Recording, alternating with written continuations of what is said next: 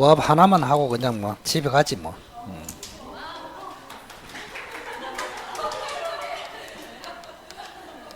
하여튼간에 애들이나 어른들이나 그냥 뭐 일찍 한다 하면 좋아.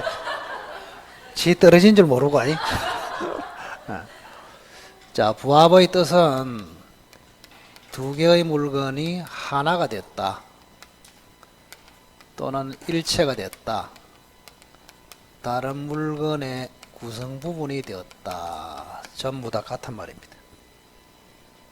여러분이 시험 점수가 안 나오니 이거 국어가 안 됐어. 평소에 배운 대로 이렇게 적용하면 답이 잘 안 보여. 출제위원이 용어를 달리 쓰기 때문에 항상 같은 말이라고 써주잖아요. 비슷한 말, 반대말을 잘 해야 된다. 자, 그러면 부합하고 반대말은 뭘까? 독립이라고 합니다. 이건 딱 고정이 되어 있다. 독립, 이렇게. 자, 첫째는 부동산. 부동산과 동산이 하나가 될 수 있느냐? 부동산과 동산의 부합. 예를 든다면 갑이 소유자입니다. 을이라는 사람이 임차인입니다. 이렇게. 그런데 임차인이 요 집에 세를 들어가서 벽지를 발랐다 이 말이에요. 그러면 갑의 부동산에 을의 동산이 부합이 됐다. 표현을 이렇게 합니다. 그럼 벽지가 붙은 요 집은 누가 소유할까요? 이런 이야기입니다. 벽지 붙은 집은 누가 소유합니까? 갑이 소유한다. 그래서 부동산과 동산이 부합되면은 부동산 소유자가 소유한다. 이렇게. 근데 예를 들어서 이런 경우 있잖아요. 을은 지금 도시에 사는 부자입니다. 부자. 요 집은 경남 산청에 저 두메 산골에 있어요. 요 집값이 10만원짜리입니다. 10만원짜리. 참 안 됐지만 서울에 있느냐 산청에 있느냐 이리 차이가 납니다. 그죠? 근데 을은 부자로 살던 버릇이 있어가지고 요양 차원에서 산청에 가서 세입자로서 지금 요양하고 있거든요. 근데 워낙 부자라서 벽지는 좀 고급 벽지를 발라야 잠이 와. 그래 벽지는 그죠? 500만원짜리를 붙였습니다. 좀 웃깁디다. 10만원짜리 집에다가 500만원짜리 벽지를 붙였단 말이에요. 그럼 합치면 얼마요? 510만원. 그럼 510만원짜리 이 집은 누가 소유할까요? 여전히 갑이 소유한다. 갑이. 그 뭐를 강조합니까? 부동산과 동산이 부합되면 가격과 상관없이 부동산 소유자가 전체를 소유한다고. 아시겠죠? 그럼 대신에 갑은 을에게 보상을 해줘야 되겠죠. 그죠? 얼마를 보상해야 됩니까? 벽지값 줘야지. 500만원을 보상한다. 그래서 소문에는 갑은 자살했다는 소문이 있습니다. 뭐 대법관들은 네가 자살하든지 말든지 하여튼 이렇게 처리합니다.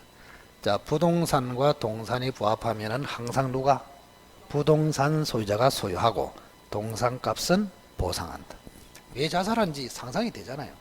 10만원짜리 집을 가지고 있는 사람인데 500만원을 보상한다. 감당이 안 돼. 그리고 갑은 또 벽지를 싫어해요. 체질상 벽지가 있으면 잠도 안 와. 그런데 갑보고 벽지 니해라 대신에 500만원 보상하라는 감당이 안 돼서 한강으로 갔다 이 말이에요. 그래서 하여튼 재미로 이야기하지만 부동산과 동산이 붙으면 무조건 누가 소유한다? 부동산 소유자가 소유한다. 기억하시고. 그 다음 두 번째는 부동산끼리. 부동산과 부동산이 부합되는 경우도 있습니다. 부동산과 부동산. 자, 갑이라는 사람이 역시 소유자입니다. 주택이 한 채가 있습니다. 주택이 한 채가 있다. 을이 역시 임차인입니다. 임차인. 자, 을이라는 사람이 갑의 허락을 받아가지고 여기다가 정축을 했습니다. 정축. 을이 뭐 했다고? 정축을 했다고. 정축. 그럼 여기도 부동산, 여기도 부동산. 부동산끼리 부합. 그런 문제가 생긴다. 그럼 이것이 부합되는 것이 원칙일까요? 즉 정축 부분이 기존 건물에 포함되는 것이냐 독립이 되는 것이냐 이런 이야기입니다. 뭐가 원칙일까? 뭐가? 부합이 원칙이다 독립이 원칙이다. 어? 만약 이게 밑에 부합이 되면은 갑이 소유, 독립이 되면은 을이 소유 이리 된단 말이에요. 뭐가 원칙일까? 부합되는 게 원칙입니다. 부합. 요게 원칙이야. 그래서 정축 부분은 갑이 소유한다. 여기는 보상 문제는 생각하지 마십시오. 갑이 소유합니다. 이렇게. 이게 원칙이에요. 근데 예외적으로 정축 부분이 독립이 될 수도 있습니다. 독립. 만약에 독립이 되면은 정축한 을이 소유하게 됩니다. 이렇게. 그럼 우리 판례는 독립이 되는 요건을 제시했습니다. 하나는 구조상 정축 부분 이야기합니다. 독립성이 있어야 되고 하나는 기능상 독립성이 있어야 된다. 이렇게. 자, 기능상은 다른 말로 이용상이라고도 합니다. 이용상. 그럼 여기에 무슨 말이냐? 자, 구조적으로 독립이 돼야 된다. 그 말은 여기가 완전히 차단이 돼 있어야 된다. 그런 뜻입니다. 계단으로 올라갈 수가 없다. 그런 뜻이에요. 차단. 차단이 돼 있어야 된다. 그 말입니다. 자, 기능상, 이용상 독립은 출입문이 바깥으로 별도로 나와 있어야 된다. 그 말입니다. 바깥으로, 그죠? 외부로 나와 있어야 된다. 그런 뜻입니다. 그래, 요 두 가지를 갖추면 독립이 돼서 을이 소유, 못 갖추면은 부합이 돼서 갑이 소유. 간단하게 기억하시고 간단하게. 자, 그 다음에 뭐가 있느냐? 자, 제일 중요한 게 이제 남았습니다. 세 번째. 토지와 지상물. 토지와 지상물이 부합이 되겠느냐? 토지와 지상물. 토지와 지상물. 예를 한번 들어볼까요? 갑이라는 사람이 토지를 소유하고 있습니다. 땅 주인입니다. 소유자 이렇게. 근데 을이라는 사람이 갑의 허락을 받지 않고 건축을 해버렸단 말이에요. 또 나무를 심어버렸어요. 나무. 농작물을 심어버렸습니다. 이렇게. 이 세 개를 우리는 지상물이라 합니다. 뭐라고? 지상물. 토지와 지상물이 부합이 되냐, 하나가 되냐, 일체가 되냐, 구성 부분이 되냐 이렇게. 만약에 토지에 부합이 되면은 지상물은 갑이 소유, 독립이 되면은 을이 소유 이렇게 됩니다. 자, 건물은 어떨까요? 건물은 토지에 부합이 될까요? 토지에 포함이 될까요? 아닙니다. 요 건물은 법적으로 항상 토지에는 독립이 됩니다. 독립이 되기 때문에 항상 을이 소유합니다. 을이 소유한다. 자, 소유는 을이 하는데 남의 땅에 무단으로 건축했기 때문에 조만간에 갑으로부터 철거당할 수가 있을 뿐이다. 소유는 누가 한다고? 을이 소유.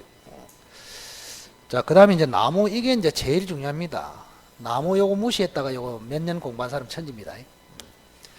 제가 그림 그리는 게 몇 개 안 됩니다. 요거 뭡니까? 토지. 요거 뭡니까? 건물. 요거 뭐예요? 나무. 요거는 뭡니까? 농작물. 요거는 뭘까? 하나는 아직 안 그렸어. 다음에 필요할 때 그리겠습니다. 차이가 여기는 솟아 올랐고 여기는 안 올랐어. 그림 해봐야 이게 4개밖에 안 그렸는데 뭐. 이게 뭘까요? 그 사람이 제가 항상 이야기했지만은 객관식에 강하려면은 눈치가 빨라야 돼. 눈치 사람이. 눈치가 없는 사람이 있거든. 그럼 항상 보면은 답이 안 보여. 요거는 사탕입니다. 사탕. 다음. 그림 해봐야 4개밖에 없다니까. 토지, 건물, 수목, 사탕, 농작물. 4개, 5개. 이걸로 민법을 다 설명한단 말이에요. 자, 예. 아, 사탕이 안 나온다고? 앞으로 나올 겁니다. 앞으로. 요건 나중에 이제 점유 보조자 그 설명할 때 필요한 것입니다. 자, 여기 한번 보실까요? 그러면 토지는 독립이고 수목은 어떻게 될까? 수목. 이 나무는 여러분이 봤을 때 나무는 토지에 포함이 될까요? 독립이 될까요? 포함이 되지. 그래서 부합되는 게 원칙입니다. 부합된다. 이게 원칙입니다. 원칙. 따라서 그 나무는 갑이 땅 주인이 소유합니다. 땅 주인이 소유한다. 그런데 예외적으로 요 나무가 토지에 독립이 되는 경우가 있단 말이야. 독립이 예외적으로 되면 심은 자 을이 소유합니다. 대신에 제거 청구를 당하겠죠. 그죠? 자, 독립이 되는 요건, 이게 이제 굉장히 중요하죠. 그 시험에는 요게 포인트입니다. 자, 첫째는 나무에 공시방법을 갖추면 됩니다. 공시방법. 여러분들이 2차 과목에 공시법 있죠? 공시법. 대외적으로 일반인에게 보여준다. 그게 공시입니다. 공시. 자, 공시는 2가지가 있습니다.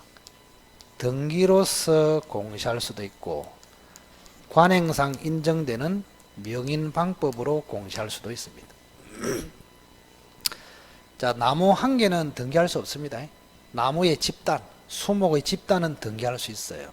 그러면 등기된 수목의 집단을 임목이라고 합니다. 그래서 이 등기는 임목 등기부에 등기를 합니다. 자, 관행상 인정하는 방법, 명백하게 인식할 수 있는 방법. 나무를 탁 심어놓고 나무 껍질 뺏겨가지고 소유자 을, 나무에 새끼줄을 쳐가지고 팻말을 붙여서 소유자 을, 이런 걸 말한다고 명인방법. 그래서 등기하거나 명인방법으로 공시방법을 갖추면 독립이 됩니다. 그러면 을이 소유, 이렇게 돼요. 그 다음 2번째, 정당한 권한으로 심어버리면 독립이 됩니다. 정당한 권한. 그러면 정당한 권한에는 뭐가 있을까? 첫째, 땅 주인, 토지 소유자. 여기서 누굽니까? 갑이죠. 갑의 성낙을 받으면 정당한 권한이 됩니다. 갑의 성낙. 그런데 조심해야 될 것이 있다. 자, 갑은 소유자인데 갑 다씨가 땅을 빌렸습니다. 임차인이야. 소유자는 누구? 갑. 땅을 빌린 사람은 갑 다씨. 무단으로 심은 사람은 을. 이렇게 된단 말이야. 그래서 소유자의 성낙을 받아야지 임차인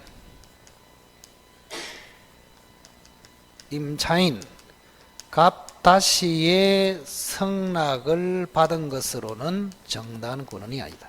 그래서 시험에 잘 나오게 안 생겼나? 기출 2번 됐다.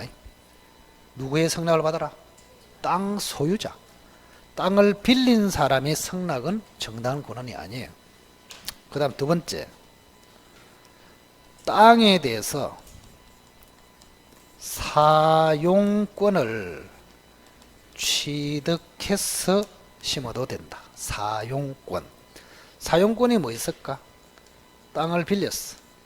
임차권, 지상권, 뭐 전세권, 이런 것들. 즉 을이라는 사람이 지가 땅을 빌려서 심었단 말이에요. 그러면 독립이 됩니다. 이거하고 또 헷갈리지 말고요. 이거는 남이다 말이 지가 아니고, 요거는 지가 빌렸다 그런 뜻이고, 아시겠나요? 또 다른 임차인의 허락을 받는 거, 이거는 안 돼요. 응? 지가 임차권을 취득해서 심는 거는 된단 말이에요. 이렇게 헷갈리지 마시고. 자, 그래서 독립이 되는 방법은 크게 몇 가지다. 두 가지가 있다. 나무의 공시방법을 갖추든지 정당한 권한을 얻어서 심든지. 정당한 권한은 두 가지다. 땅 주인의 승낙을 받아라. 또 다른 임차인의 승낙을 받는 것은 정당한 권한이 아니다. 그 다음에 땅에 대해서 직접 사용권을 취득해서 심으면 됩니다. 그 사용권은 임차권, 지상권, 전세권 등이 있다. 이렇게. 벌써 시험에 나올 만하잖아요. 딱 보면. 그죠? 농작물 한번 볼까요? 자, 요 농작물은 우리 판례는 성숙을 전제로 언제나 독립이다. 나무하고는 전혀 다르게 봅니다. 자, 나무는 부합이 원칙이에요. 땅에 포함이 돼. 그래도 농작물은 부합이 원칙이다. 독립이 원칙이다. 독립이 원칙이야. 농작물. 물론 나무하고 농작물 구별하기가 애매한 경우가 있습니다. 사과나무는 농작물입니까? 나무입니까? 애매해. 그 알 필요 없어. 농작물 이렇게 주기 때문에 상관없다. 토마토는 농작물입니까? 나무입니까? 채소에 안 들어갑니까? 채소에 들어가면 무조건 뭐 농작물이지. 근데 실제로 들어가면 좀 구별하기 어려워요. 구별할 필요가 없다. 여기 핵심은 요겁니다. 성숙을 전제로. 성숙. 자, 농작물이 성숙했냐는 땅 위로 이렇게 올라오면은 성숙이고, 땅 밑에 C단계로 남아있으면 미성숙이고 이렇게 됩니다. 그러면 시험에는 성숙이 나올까요? 미성숙이 나올 거예요. 시험에. 성숙이 나오지.